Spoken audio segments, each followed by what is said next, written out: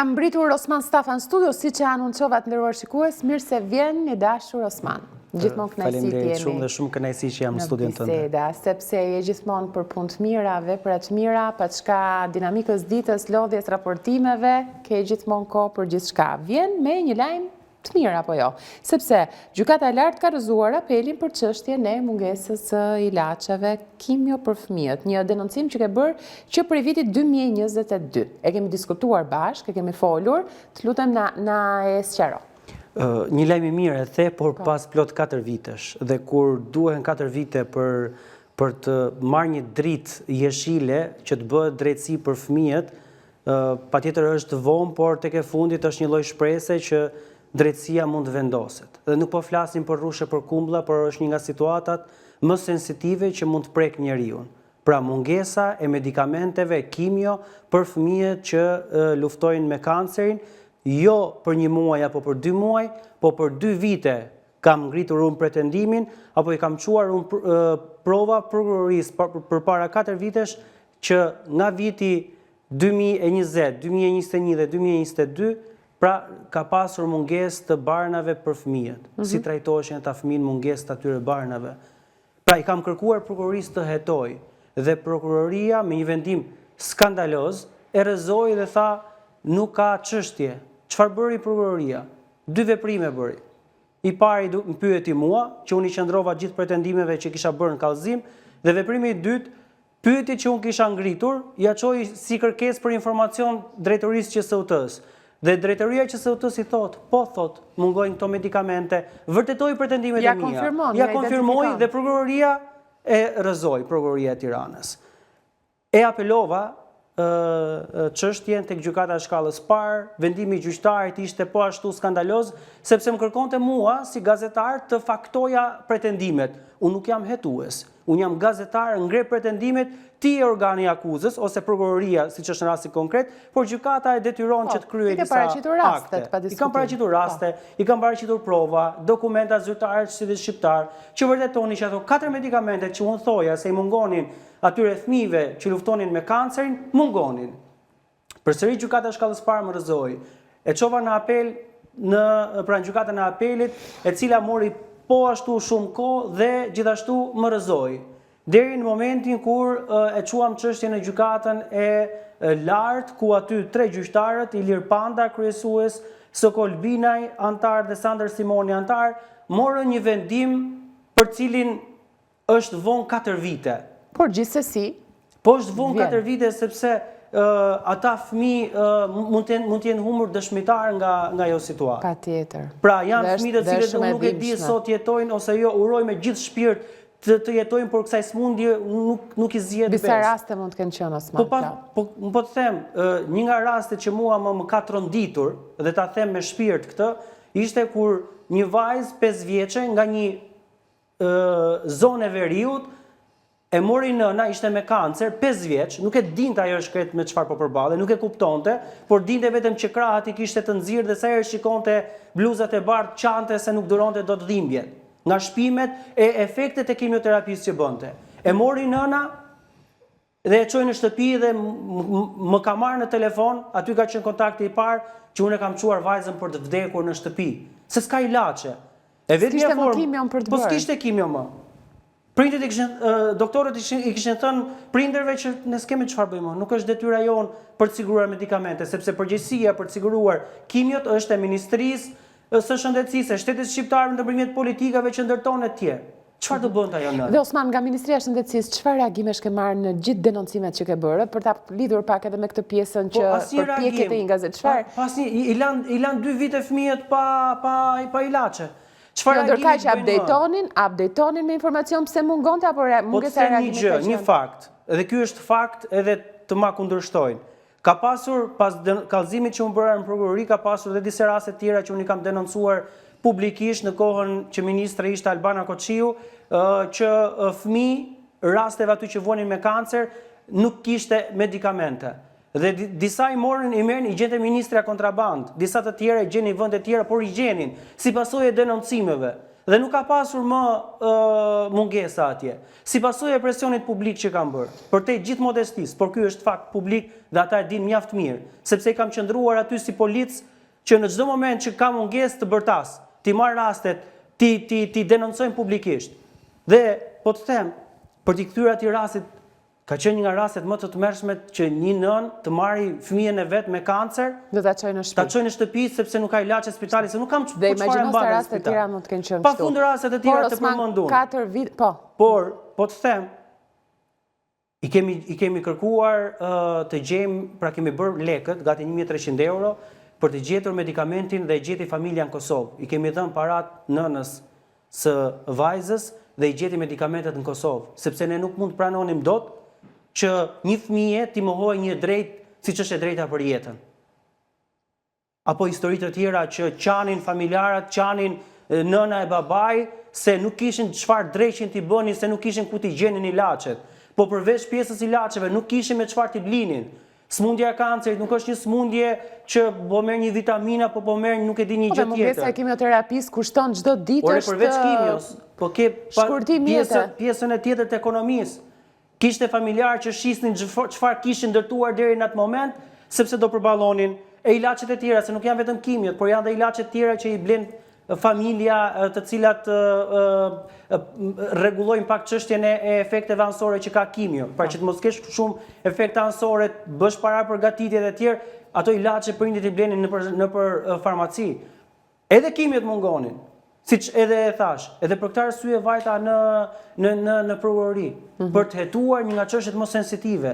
Dhe jam shumë i zhgënjur që për 4 vite, Prokuroria e Tiranës, Gjykata e Shkallës parë, po apeli, unë nuk bëra njëri me faj, unë nuk drejtova gishtin ndaj dikujt.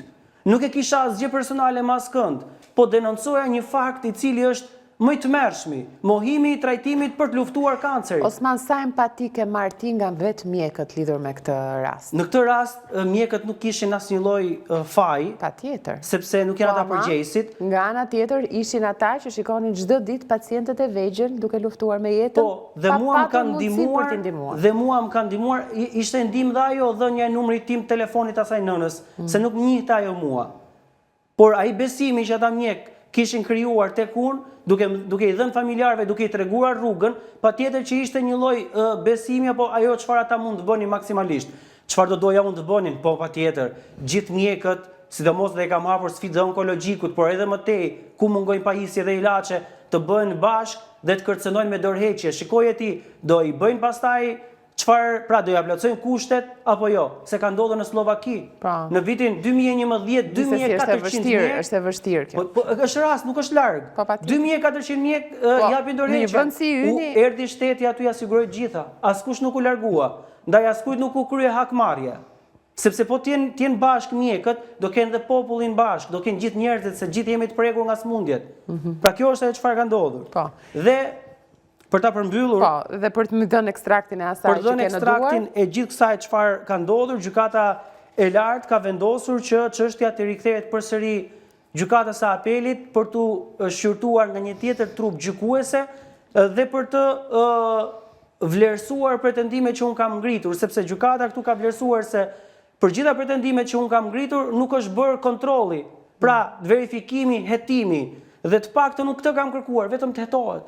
Ore të hetohet, a ka përgjegjës të marrin dënimet që meritojnë, por ata fëmijë të cilët janë përballur me kancerin dhe janë lënë pa ilaçe, kërkojnë drejtësi.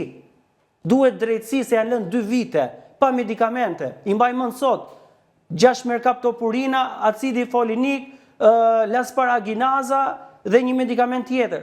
Pra janë medikamente të cilat kanë qenë shumë të rëndësishme në trajtimin e kancerit. Si janë trajtuar për 2 vite fëmijët që kanë vojtur nga kanceri? Pa këto medikamente. Ama thot kush? Cila është pasoja e mos zbatimit protokollit nëse ti nuk bën kimiot për atë fëmijë, për ecën shpejt smundja? Nëse ti nuk e jep sipas protokollit smund, kur e jep ti më pastaj pas 5 javësh, 6 javësh, pas 1 muaji nuk ka më efekt. E vërtet. Sepse smundja të mund avancon nga shkalla e parë, nga niveli i parë, nga grada e parë në nivelin e 4, në gradën e 4 dhe ti s'ke çfarë bën më.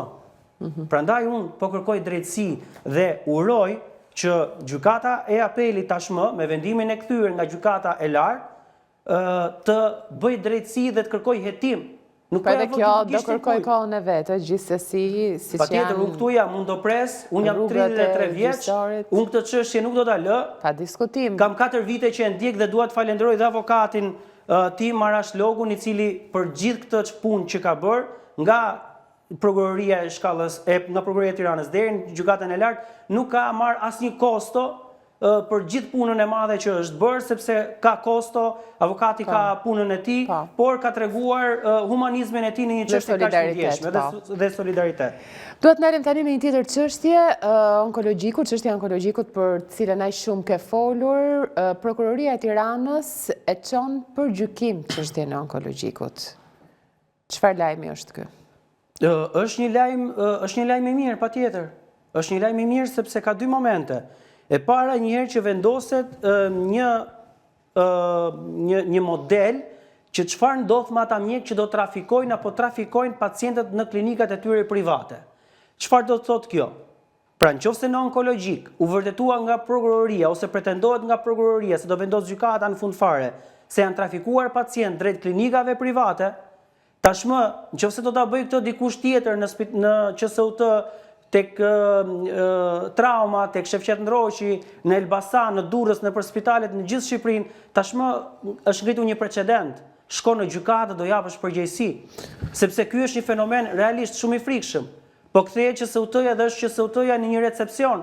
Shkon, regjistrohesh aty dhe shkon te klinika private për të bërë analiza, për të bërë vizita e tjerë, se kështu ti marrin lekët. Janë ca mjek aty që nuk ti marrin lekët se do vizitohesh tek unë dhe t'jap lekët, m'jep lekët. Çojnë te klinika e tyre, të marrin parat aty nëpërmjet analizave dhe në rregull janë ata. Dhe ky është një lajm i mirë sepse është bërë krim ndaj pacientëve të onkologjikut. Është bërë krim dhe për mua nuk duhet të ndalet hetimi vetëm tek këta persona. A ke besim se do t'i shkojë deri në fund kësaj? Unë duhet besoj, jam njëri që besoj tek drejtësia. Pra kam shpresë se vetëm drejtësia, nëse s'ka as drejtësi, pastaj kot që mundohemi. Edhe hetimi e ka një fazë, ka një shkallë, ka një intensitet, si mendon se do të jenë hetimet me këtë çështje? Po mendoj se deri tani janë rrugë të mbarë, sako po hetohet e ka pasur çështjen Spaku, ka shpallur mos kompetencën për të paktën 6 individ, ja ka kaluar prokurorisë Tiranës dhe prokuroria e Tiranës i ka çuar për gjykim. Tashmë të flas drejtësia, secili do t'jap përgjigje, t'jap llogari për çfarë ka bërë, me prova, me fakte e tjerë. Secili, sikundër pastaj aty është çështja e brakiterapisë. Pra, që e kam bërtitur kaq shumë kohë, ndërkohë akoma nuk punon. E morën 2020-ën kobaltin që e sollën nga jashtë, e lanë pa punë deri në 2024-ën, bërtitëm e thërritëm ne, u vendos në punë disa muaj, të paktën ja 8 muaj, u prish prap dhe gratë të cilat vojnë nga kancer ginekologjik janë pa trajtim. Dhe nuk ka krim më të madh, po e them, vetëm të hysh në psikologjinë, sikur vuan nga kancer ginekologjik dhe të mendosh se ti nuk trajtohesh me brakiterapi që është trajtim realisht shumë i rëndësishëm. Po ne për këto dyja kemi folur, brakiterapi dhe PET scanner. Dhe PET skani, po të dyja në mungesë. Po PET skani? Ka zhvillime tjera? Asnjë zhvillim. Të çojnë direkt tek privati, që të bëhet. Ose tek privati ose jashtë Shqipërisë, duhet kesh një 2-3 euro për këtë, që të bësh diagnostikimin që është shumë i rëndësishëm. Pra nuk është se ti të mungon PET skani dhe do të bësh një skaner të zakonshëm, nuk e zëvendëson. Se këtu çfarë bëjnë? Ka nevojë personi për PET skan, nuk ka para, se s'përballon dot ai 3.000 euro, do të bëjmë një skaner thotë. Paktën keq, po hajde do kemi këtë. I bëj një skaner të zakonshëm. Duhet bëj PET skan sa ai jep një dhënat më të qarta për atë masën tumorale që ti ke në trup. Janë qelizat e fjetura, nuk janë të fjetura, janë aktive, jo aktive. Cila është shtrirja, a ke shpërndarje me metastaza. Të jep një panoramë të çështjesh komplet që ke, po. Është njësoj, domethënë bësh një fotografi tani dhe një fotografi kur nisi fotografia. Pra e të smundjes në rastin konkret për të bërë një lloj paralelizmi. Dhe as brakiterapia, as PET skani. Për brakiterapin duan gratë paguajnë nga 6-7.000 euro. Pra për të vendosur, për të bërë trajtimin. Për PET skanin 2-3.000 euro, tani një që nuk i ka, do ngrohet në diell. Më falë që po e them, por kjo është. Jo, një që nuk i ka, i bie që të shkojnë fatalitet. Po patjetër, por është e njohur, nëse ti nuk bën brakiterapin, pas kimiove dhe rrezeve të jashtme, rrezikon që ty të kthehet smundja, pas 5 muajsh, 3 muajsh, 1 viti, por ekziston mundësia shumë e madhe të kthehet smundja. Nëse ti nuk bën PET skanin, ti ndoshta nuk e di, do duhet ndryshosh terapi, mjekimi. Osman, do të pyes pak për mjekët, se e kuptoj gjithë të pjesën që denoncon, por e kam pak tek pjesa e mjekëve, sepse në fakt ka mjek të jashtëzakonshëm. Unë e kam parë dhe vetë në eksperienca sporadike që mund të kemi patur për të afërm në spitale, ka mjekët janë të jashtëzakonshëm. Duhet ta themi këtë sepse kanë një punë fisnike. Por nga ana tjetër pyetja ime për ty është, në raste të tilla dhe kur të drejtojnë që patjetër duhet brakiterapia apo PET skani, çfarë sheh tek imazhi i tyre, tek pjesa, duhet ta kap tek pjesa njerëzore, ose çfarë të thonë edhe jashtë kamerës, se për kamerën natyrisht nuk do flasin, ka kosto tjera për ta dhe i kuptojmë. Po çfarë thonë? Bie shumë dakord me ty kur thua që kemi mjek të artë. Jam shumë dakord me ty. Kemi shumë mjek të artë të cilët punën e tyre nuk e shikojnë tek përfitimi, tek xhepat, tek shtimi i zerove në llogarinë e tyre, por e shikojnë tek puna fisnike që ka bluza e bardhë, sepse nuk është një punë, është një mision. Dhe ai qytetari, pacienti, po i shpëtove jetën e tij, të nënës, babait, motrës, të vllajt, të shikon si një zot. Dhe tërë jetën, sa i të ketë jetë, nuk të harron dhe këtë gjë do ja thot gjithëve. Por, sikundër pastaj është dhe ana tjetër e atyre të cilët këtë profesion po e shtypin, po e bëjnë atë bluzën e bardhë, bluzë të zezë, dhe janë duke i rrjepur pacientët nëpër klinika private, për operacione, për ilaçe, duke i çuar në klinika caktuara, në farmaci caktuara. Të gjitha format, të gjithë qytetarët e dinë. Pra, po të gënjeja unë, do më turreshin njerëzit dhe më kishin thënë ti je gënjeshtar. Por shiko komentet, shiko reagimet, shiko shikimet, janë komplet tjera. Sa denoncime merr në ditë, Osman? Pafund. Facebooku yt është vendi Facebook, ku Instagram, TikTok është realisht pafund dhe më duhet, se duhet vlerësoj çdo denoncim që më vjen, marr kohën time për të verifikuar faktet, sepse nuk mund të dal dot me ato mesazhe që më vijnë. Çfarë bën kur të vjen një denoncim, kur të vjen një histori e rëndë, kur të vjen diçka që për sytë e tij apo tuat është e faktuar kështu dhe që patjetër duhet të shkohet deri në fund. Cila është rruga e parë që ndjek? Çfarë veprimi bën? Pra, lexoj një histori të një personi që më ka ardhur. Ka histori që vinë me adresa anonime. Falso, po. Duan të ruajnë anonimatin e tyre e tjerë. Janë histori që unë trajtoj më me shumë kujdes.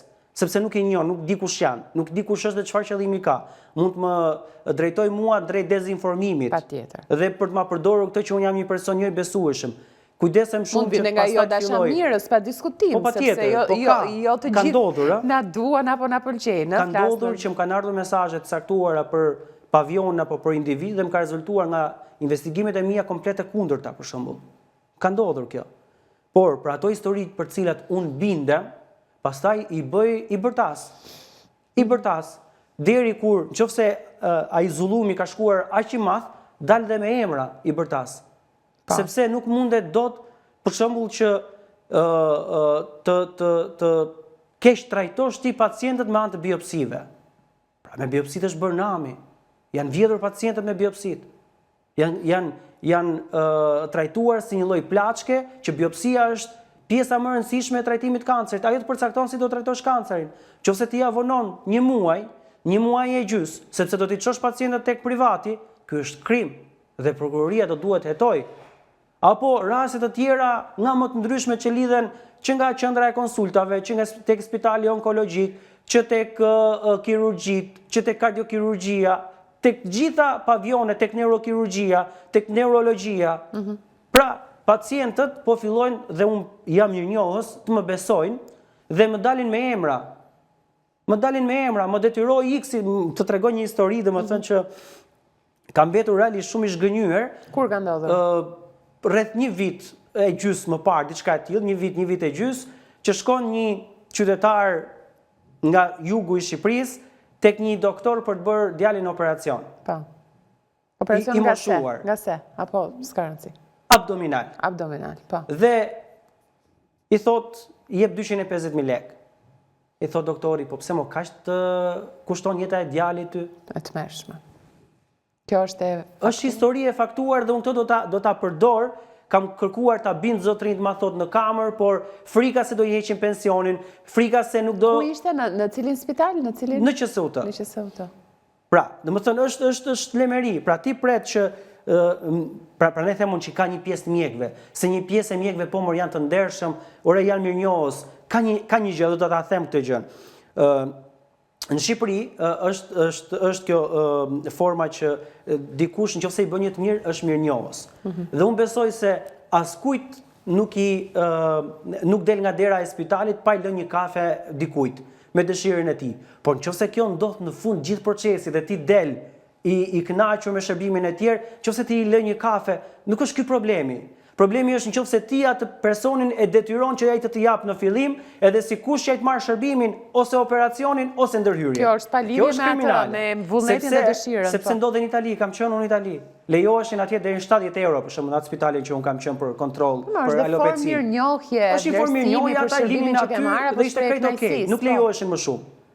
Dhe kjo okej, por nëse ti e detyron personin të japi 4.000 euro, 3.000 euro, 2.000 euro, 800.000 lekë, 1 milion lekë, dhe ti thuash atij babait të varfër nga jugu i Shqipërisë që se më kaq të kushton ty jeta e djalit, 250.000 lekë, edhe shkon ai zotëria i shkret, rrit vitshin atje se do të paguaj operacionin e djalit, edhe kthehet pas disa muajsh. Pra kjo është shumë e shëmtuar. Qartë. Prandaj unë do vijoj të ndjek çështjet e shëndetësisë, ditë për ditë. Do duhet të jem përpara spitalit onkologjik dhe përpara tek francezit që ka një vit që mungojnë lentët. Një person, e di për çfarë është, do t'rregoj këtë historinë, është një nën e cila ka bashkëshorten e saj të paralizuar. Nuk lëviz dot ai pa ndihmuar kjo nëna, është rreth 72-73 vjeç. Po vuan nga drita e syrit, nga katarakti që quhet, perdja që e njihet. Do duhet do bëj kataraktin, vendosi lentën. Ka 8 muaj që pret. Sepse mungon. Mungon, nuk ka. Një vit e ca pa lente, spitali francez, po një vit është rekordi më negativ i mundshëm. Është për libra Guinness. Një vit e ca për bërë një tende për të marrë ca lente, dhe ajo nëna po humb shikimin dhe s'ka kush i shërben burrit saj. Dhe sa si ajo. Dhe sa si ajo. Pa. Prandaj them që çështja e shëndetësisë nuk është një çështje politike. Njerëzit nuk duhet ta shikojnë si një çështje që po bëhet politik, i marti djath, jo marti shkojnë të gjithë. Po i majt, po i djath, po pa parti e tjerë. Dhe ajo çfarë unë besoj dhe misioni që unë kam ndërmarr dhe besoj se po bëj është për të gjithë. Paragjykohesh ndonjëherë në këtë mision, Osman? Po patjetër që po. I konsideron? Nuk i konsideroj, sepse jam i bindur për çfarë po bëj. Është një minorancë, sepse shumica e kupton, ata që kanë, sepse unë e them, nuk ka gjë më të keqe dhe smundje më të rëndë se sa kur nuk funksionon me logjika e individit. Dhe të tillë ka plot. Kur unë them mungojnë lentët, nuk është politik, është fakt. Nëse unë them kjo onkologjiku mungojnë ilaçet, nuk është politik, se mund të jesh ti nesër aty edhe mund të mos kesh ilaçe. Kur unë them mungon brakiterapia, mund të kesh gruan, mund të jesh vetë aty nesër edhe të jesh pa brakiterapi, pa PET scan, pa trombektomin. Çmenduri domethënë e gjitha çfarë po ndodh. Prandaj them, njerëzit do duhet të kuptojnë që shëndeti nuk ka politik. Turp dhe marre, i thon Shkodranët, kujdo që fut dhe bën politik me këtë. Unë po e them haptazi. Turp dhe marre. Unë dua që sikundër analizat për 2 vite, 10 ditët e fundit muajit nuk bëheshin, si pasojë denoncimeve dhe rasteve të pafundme publike, me prova dhe fakte që kanë publikuar këtë muaj, nuk pati mungesa. Nuk pati mungesa, pra folëm. Erdhi reagimi. E kam publikuar, kam qenë gazetari, që kam publikuar me fakte, me emailët e tyre, me publikim kontrate. Kuptoj. Dua të kaloj tani një çështje tjetër, sepse kalon koha, shumë ka tërhequr vëmendjen e çështja e etapave. Osman, fushata e etapave mbi 5 tonë. Kemi bërë namin aty. Po pra. 5 tonë 437 kg. Që përkthehet në sa proteza? Në 5 proteza, 5 njerëz të cilët nuk kanë gjymtyrët e tyre dhe që ngrihen në këmbë si pasojë e kontributit të mira vetëve, që nga fëmijët e vegjël deri tek gjyshërit tanë që janë bashkuar tek nisma për të mbledhur tapa, një gjë kaq e vogël, ajo tapa atje, që ngre njerëz në këmbë. Pra, për të kuptuar gjithë ne fuqinë që kemi kur bëhemi bashkë për të mirën. Sepse kjo është të bëjmë të mirë, të ndihmojmë ata njerëz që shteti nuk i ndihmon dot, që shteti i thotë do prisni 3 vite në radhë për të marrë një protezë, por edhe kur ai jep atë protezën, ja jep kauçuku që thyhet. Jo ka garanci proteza që japim. I ke dorëzuar? Ja kemi dorëzuar 3 personave, 3 nënave. Ndërkohë dy tjerat? 2 të tjerat do jenë ditët në vijim tani, sepse kemi zgjedhur njerëzit që janë më të pamundur, ka shumë. Mi trego pak emocionet të paktën të njërit nga ata që ka marrë protezën, është ngritur në këmbë, ndjen kënaqësi, por besoj edhe... Po janë nëna, unë kam quar disa video në qëfëse mund të, dhe më thënë, të nxirren.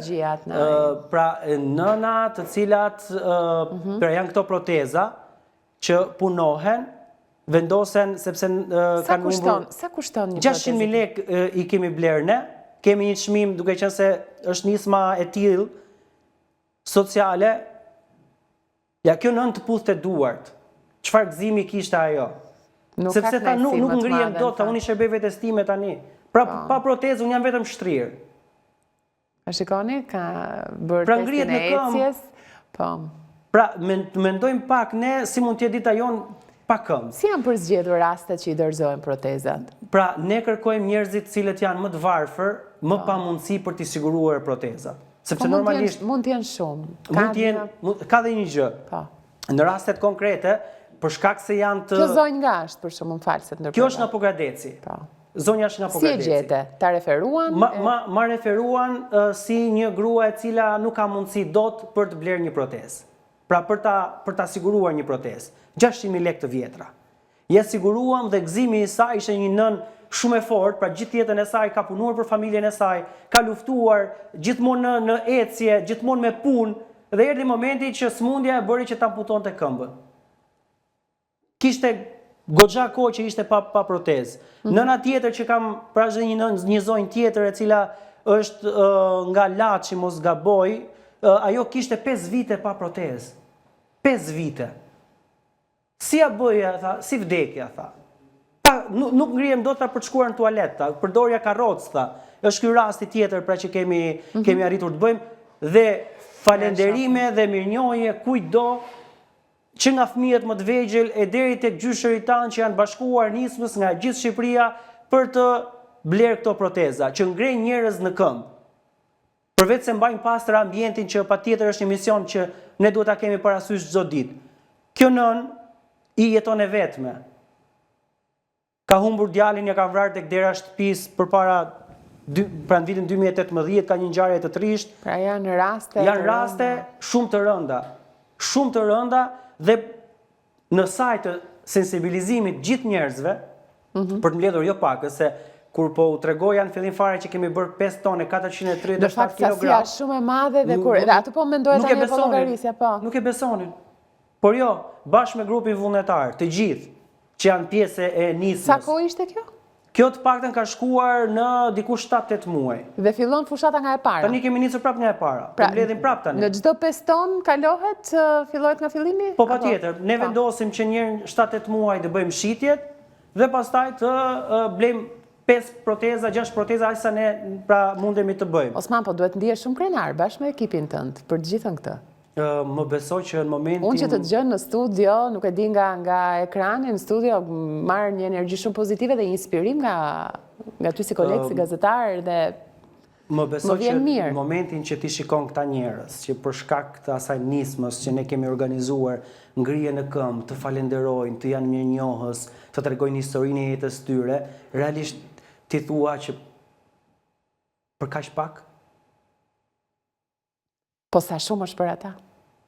Kjo pra, sa shumë është për ata dhe nga vjen, nga një tapë e shishës plastike, që ne i mbledhim një herë në 3-4 muaj. Po si i bëni tani se këto edhe nuk shkëputen? Direkt i shkëpusin. Dhe më thënë, ajo çfarë është nisma jonë është që çdo kapaki, çdo shishe e plastike vlen që ne t'i shesim me paratë që marrim të mundsojmë proteza. Pra janë gati 3 milion lekë. Po. Që ne kemi fituar 2.800.000 e ca, mos ta gaboj shifrën, kemi pas sa njerëz që na kanë ndihmuar me nga 50-100.000 lekë që na kanë ndihmuar ta rumbullakosin 3 milion, që të bëjmë 5 proteza. Si sasia shumë e madhe për kaq para. Tani ka një problem, që Oreksi vjen duke ngrënë. Herën e parë shitëm diku rreth 2 ton. Po. Këtë herë shkuam në 5 ton e 437. Nuk ngopemi me kaq, tani kam përshtypjen do t'i kalojmë 7 herën tjetër. Suksese, sa mirë. Sepse dhe kjo kërkon vullnetin e gjithëve të cilët munden dhe dëshirojnë t'i bashkohen kësaj nisme nuk të lodh. Të gjitha, se unë e kuptoj që më bombardoj me mesazhe dhe ndoshta dikujt nuk i kam kthyer përgjigje për vendin, për kohën e tjerë, por unë vazhdimisht shkruaj në rrjetet e mia sociale, në çdo 3 muaj për shembull, mbledhja e radhës është në fund të majit tani. Pra, tek Villa Trinity, tek stacioni i trenit, i mbledhim aty, nga hëna në të shtunë javën e fundit do të jemi aty, nga ora 17 deri në orën 20:30. Do i presim gjithë njerëzit që kanë mbledhur tapa çisheve plastike. Dhe kështu, me tapa, nga gjërat më të vogla, edhe ndihmojmë, edhe mbajmë pastër ambientin. Me kuptoj. Ne kemi realizuar bashkë shumë intervista, kemi folur edhe në fund vit, po të vjen një kartolinë, më thuaj një projekt që se ke nisur akoma, e ke në mendje, po ke dilemat e tua, a mund ta bëj, si ta bëj, kërkoj më tepër mbështetje, një synim, një dëshirë, ndoshta ta thuash për herë të parë në studio, po të dal pak nga skenari që kishim folur deri tani. Shiko, për nisma dhe projekte, kam të vështirë se edhe po të vjen një kartolinë që çojmë dhurata, na merr shumë kohë, kjo na merr kohë po ashtu se kemi çdo 3 muaj, por edhe në mënyrë të vazhdueshme e tjerë, po një nga gjërat që realisht dua të nis tani është ngritja e zërit për fëmijët jetim. Sepse po trajtohen nënat me fëmijë jetim, pra që kanë humbur babain, që kanë një fëmijë apo 2 fëmijë me nga 15.000 lekë në muaj. Pra pensioni babait, pra në bazë kontributeve ata marrin një shumë. Çfarë do të bësh për këtë? Po do ngrejmë zërin, do kërkojmë firma, nuk e di, po do ngrejmë zërin, sepse është një kategori e cila është në 25.000 fëmijë në Shqipëri, të cilët nënat e tyre i mbajnë me nga 30-20.000 lekë të shtetit shqiptar. Po mbahet sot një fëmijë 5 vjeç, 4 vjeç, 8 vjeç, 15 vjeç me 30.000 lekë që t'i jep shteti, në Kosovë japin 100 euro. Në Shqipëri kanë bërë një rregull të tillë që të marrë statusin e fëmijës jetim duhet mos kesh të 2 prindërit. Dhe kjo është një nga ato thirrjet e mia të radhës që e kam bën brenda vetes time për të ngritur zërin edhe për ato nëna të cilat luftojnë aq fort për të edukuar dhe punuar, se nuk rinë do të shtëpi ato për të edukuar fëmijët. Do duhet dalin të punojnë dhe fëmijët rinë vetëm. Po të paktën ndihmoje pak. Ndihmoje pak, mos i jep 30.000 lekë, mos i jep, është një grua nga Elbasani, 11.000 lekë. Se bashkëshorti i saj, i cili punonte në Greqi, ndroi jetë atje, edhe nuk kishte paguar kontributin në Shqipëri dhe shteti jon. Pra do luftojmë që të ndryshojmë skemën e trajtimit të fëmijëve jetim. Qartë. Po këto sy me lot pse gjithmonë Osman? Unë nuk e di se si do të dëgjoj në raportimet e së hënës për politik, kur po flasim për të gjithë këto veprat mira tuat, nuk po them se edhe të raportosh është gjë e bukur, gjë e mirë, edhe pse politika nuk është e bukur fare.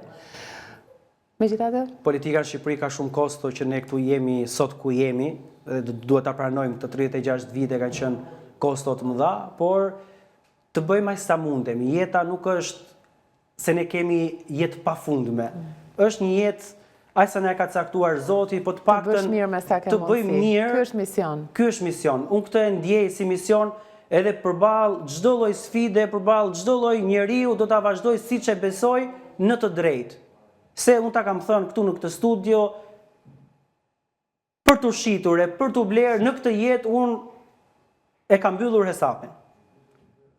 Kështu që e ke thënë gjithmonë. Shumë të përgëzoj, shumë suksese dhe të mirëpres në çdo rast në studio Osman. Gjithmonë kënaqësi. Të faleminderit shumë, e shijoj shumë bisedën me ty, edhe kjo çfarë ti shikon si një lloj përlotje, është se ngjej edhe ngrohtësinë që i ftuari do kur vjen në studio, dhe realisht falenderoj shumë për gjithë mundësinë që më jep për të folur. Faleminderit ty. Osman Stafën, të nderuar shikues në studio, një sër çështjesh diskutuam shumë të rëndësishme, e ç'është më e rëndësishmja për gjithë ata që na ndjekin dhe shohin se nga diçka e vogël vjen më pas bëhet një ndihmes shumë e madhe për gjithë ata që janë në nevojë, sikurse disa çështje tjera që duhet me do e mos të rregullohen në sistemin e shëndetësisë.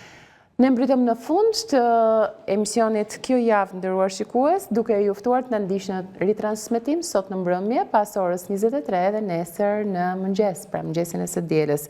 Mund të na ndiqni gjithashtu edhe në rrjetet tona sociale, në Facebook, në Instagram, si edhe në kanalin ton zyrtar në YouTube, News 24 Albania. Në balkanu.com për çdo informacion tjetër.